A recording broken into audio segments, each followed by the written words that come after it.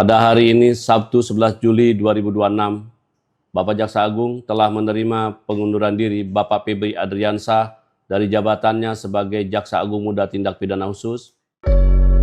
Kabar terbaru, Febri Adriansyah disebut mundur dari jabatannya sebagai Jaksa Agung Muda Tindak Pidana Khusus, Jampitsus, Kejaksaan Agung, Kejagung, RI.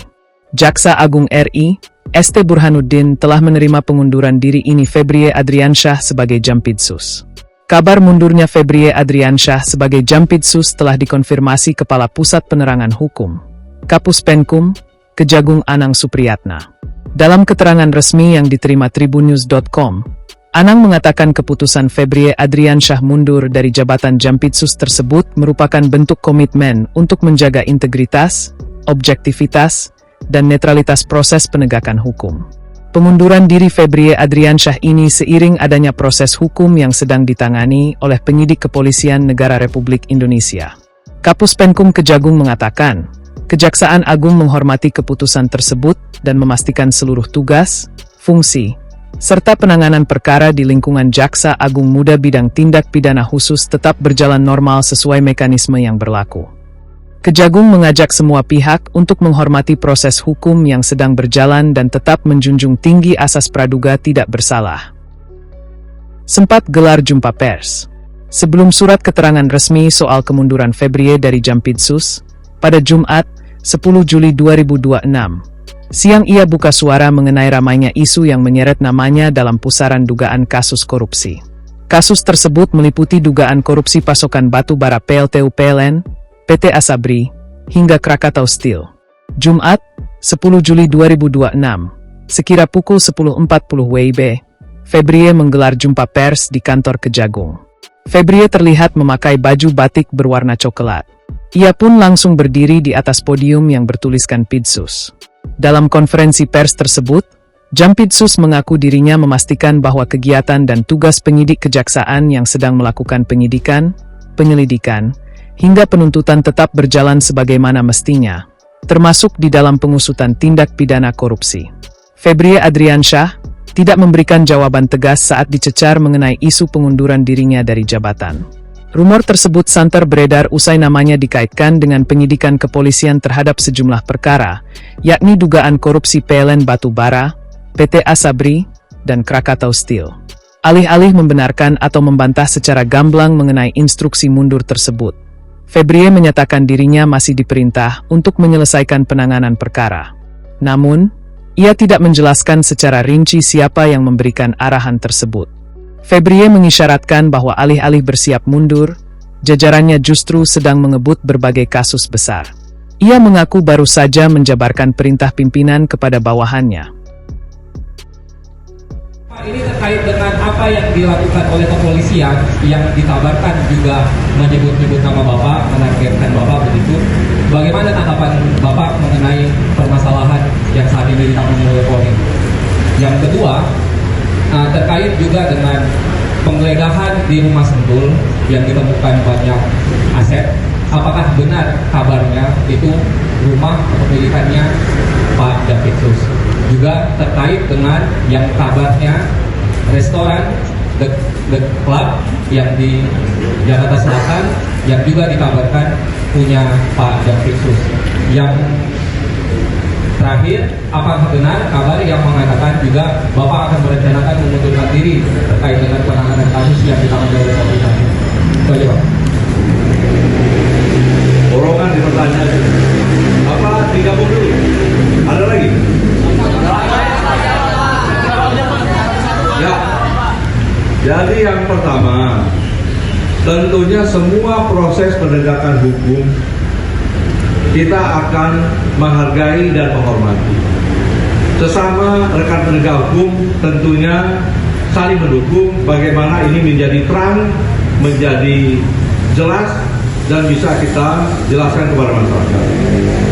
Untuk terkait pemerintahan tersebut, makanya kita tunggu ya bagaimana nanti proses hasil penyidikannya.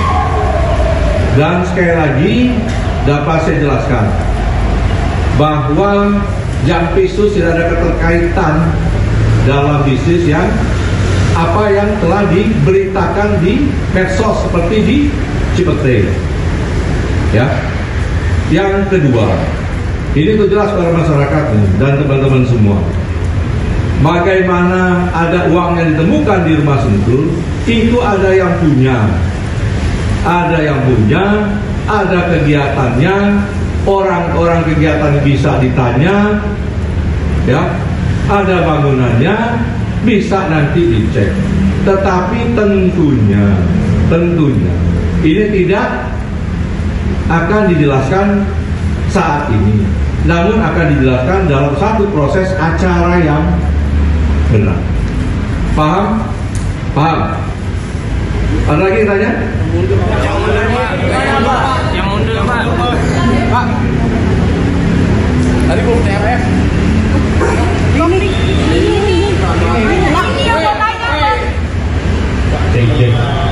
Ya. Saya Pak dari Metro TV. Yang pertama mungkin kita itu dijawab pertanyaan lanjutan soal pengunduran diri Bapak, apakah itu benar akan dilakukan dan apakah sudah diinstruksi. Yang kedua soal penyidikan pihak polisian terkait mengaitkan Bapak terkait dengan blackout yang ada di Sumatera. Sebenarnya ada keterkaitan apa Bapak dengan kasus yang blackout yang sedang diselidiki oleh pihak polisian menyangkut 3 perusahaan Pak Piana itu, Pak? Terima kasih. Nah, Mas, ada mau digabung? Satu-satu? Wah, nanti menjelang Jumat panjang nih, gak usah satu pakai. Yang pertama blackout. Saya juga tidak paham ada kaitan jam khusus dengan blackout. Nanti kita tunggulah proses bagaimana rekan-rekan penyidik nanti ya menyampaikan apa masalahnya keterkaitan blackout tersebut. Ya, perkaranya perkara apa. Tapi saya baca-baca itu terkait dengan pengadaan batu bara ke PLTU. Kalau itu masalahnya, menurut saya sebaiknya memang dilakukan audit terlebih dahulu secara keseluruhan, baik mengenai jumlah kebutuhan, kualitas biaya masuk, transaksi pembeliannya, dan prosedur pengadaannya, sehingga kita tahu apakah ada perbuatan melawan hukum di sana. Ya, jadi untuk blackout, DP kita tunggu saja rekan-rekan penyidik nanti mengungkapkan, dan sebaiknya ditanya ke sana ya rekan-rekan Petro ya. Ada lagi satu lagi? Ini Pak. Ini dari tadi Pak. Saya Taufik dari CNN. Ya. Mau bertanya tadi sebetulnya masih ada yang belum dijawab dari pertanyaan Pak Habib. Yang pertama itu terkait dengan tadi kan dibantah terkait yang tipe T.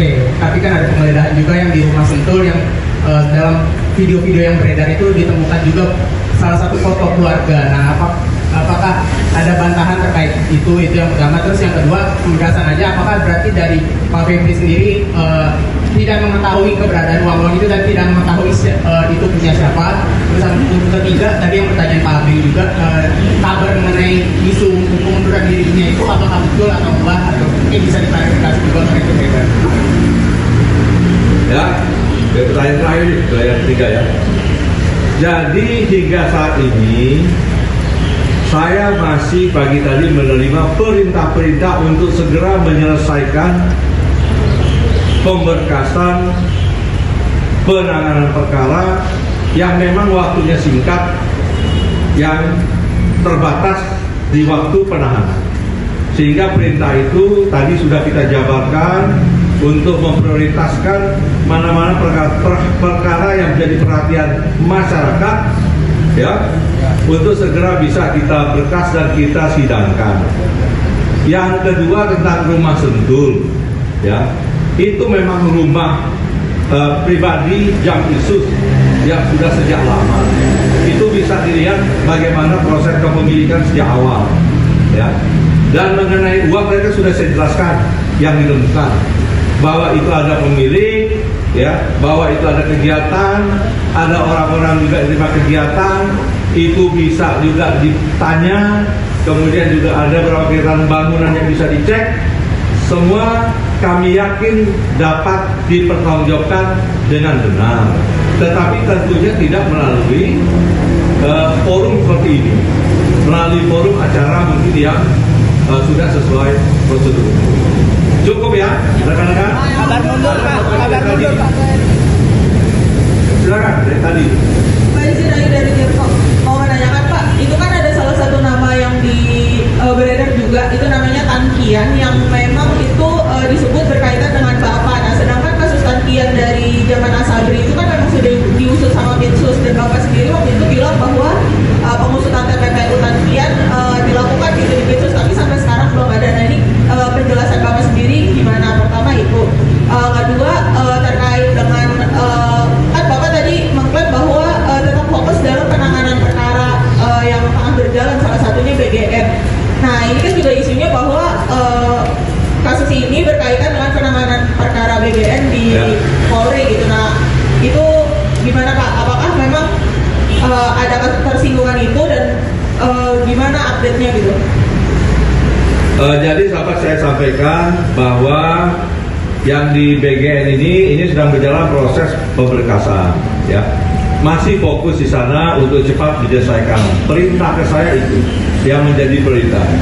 Sedangkan nama-nama yang disebut oleh Pak Sony 41 orang, bahkan juga di kita berkembang 47 nama yang disebut.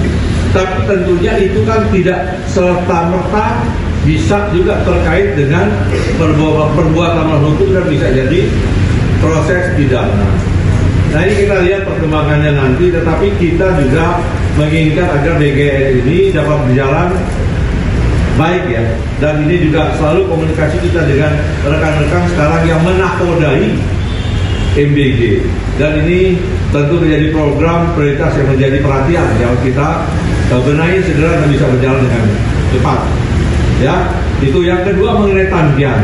Nah, ini kan bisa dianalisis bagaimana proses persidangan. Alat bukti semua ada, tinggal dicek apakah bisa tersangka atau tidak. Perkara sudah cukup lama, saya juga tidak ingat lagi, tetapi semua bisa dievaluasi kembali, ya.